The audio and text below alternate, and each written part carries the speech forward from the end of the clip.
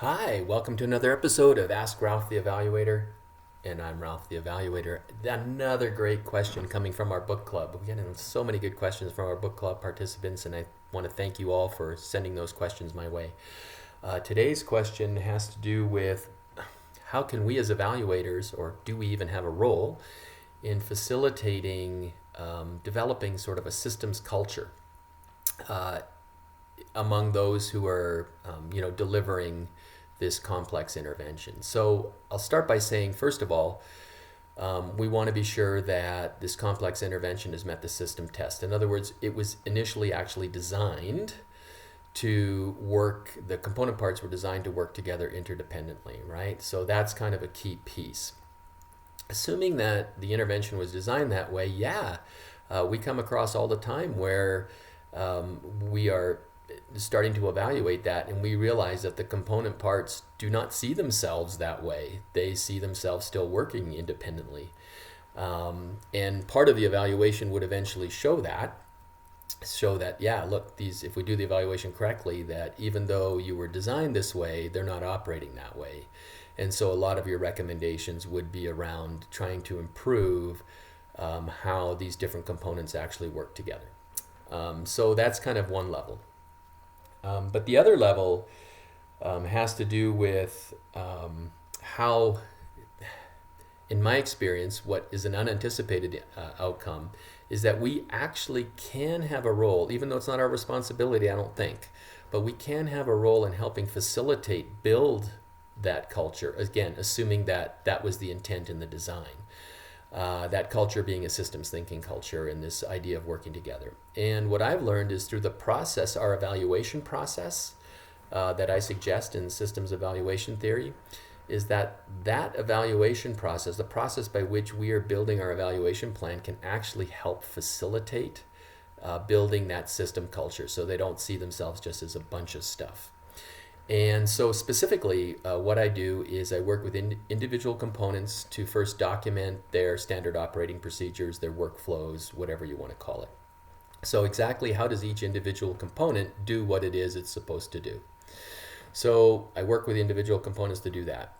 We do that kind of in what I call a workshop format. So I just follow the Homeland Security model of exercise and evaluation planning, which starts with workshops, and so the product of that workshop is a standard operating procedure. Then the next step is you bring people together in what emergency management or Homeland Security would call a tabletop exercise. And this is just a discussion-based exercise in which you're bringing groups together to walk through a scenario. And what I found is when we have each of the individual groups coming together with their workflows that we've already worked to define, and we walk through a scenario, they will start to understand as a result of the evaluation process. In other words, we need to know where these points of intersection are.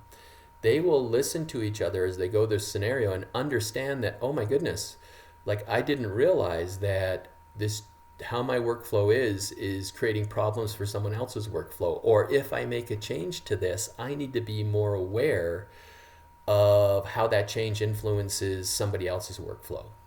So this idea of developing what I call joint standard operating procedures, so each individual component has its standard operating procedures, but what I call the joint standard operating procedures that's created as a result of the tabletop exercise, folks start to gain a better appreciation for what it means to work together interdependently.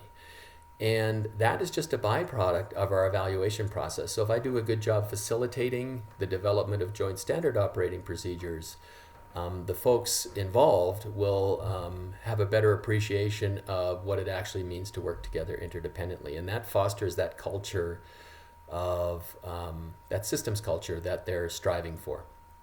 And as evidence of that, you will see in real time folks making changes. As I'm going through the evaluation process to understand where they're intersecting, you'll see them changing their individual standard operating procedures to accommodate each other. And that's just a great sign that they're starting to shift their thinking towards systems and understanding what it means to work together, right? And that's deeper.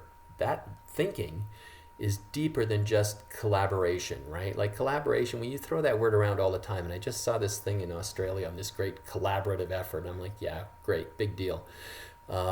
Because collaboration from a system standpoint is more nuanced. And what that means is, yeah, you and I could work together, but for me to appreciate how what I do influences you and could create problems for you or could make things better for you as a result of the changes that I'm making, that's the idea of interdependence. And so I think interdependence can help actually operationalize how we define collaboration. So that's just another aside to the question.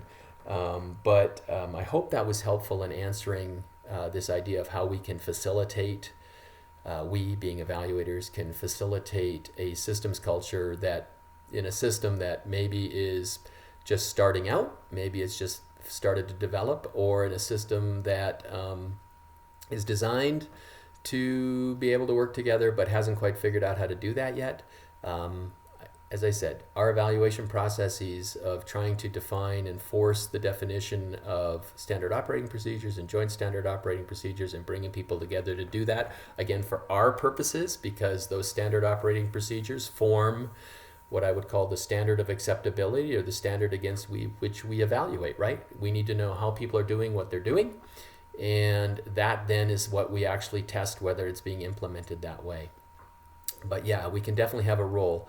But I've stumbled across that, and it was inadvertent, and it's one of those unintended positive outcomes that we can have. I hope you found this helpful.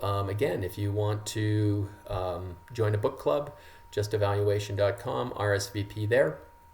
Be appreciated. And if you enjoyed this video, have other questions for me, please send them my way. You can send me an email, ralph@justevaluation.com, or you can go to the website and use the contact us form and leave your question there. And I'd really appreciate it if you subscribe to this channel. Thanks.